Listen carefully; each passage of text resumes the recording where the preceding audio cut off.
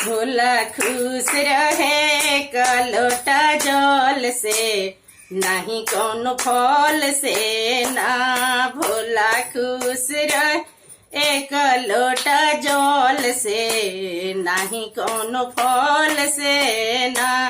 ना शिव के भावे हो पूरी मिठाई, ना शिव के भावे हो पूरी मिठाई। भोला खुश रहे भंगिया धतूर से, एक लोटा जल से ना। भोला खुश रहे भंगिया धतूर से, एक लोटा जल से ना। भोला खुश रहे एक लोटा जल से, नहीं कौनो फल से ना।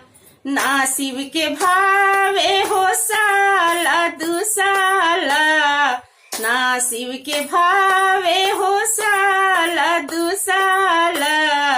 भोला खुश रहे मेरी गाय के छाल से, नहीं कौनो फल से ना।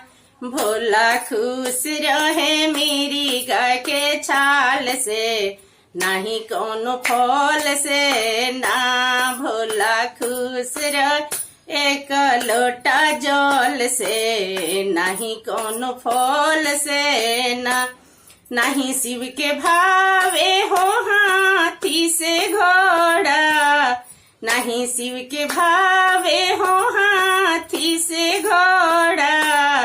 भोला खुश रहे बसहा बैल से, नहीं कौनो फल से ना। भोला खुश रहे बसहा बैल से, नहीं कौनो फल से ना।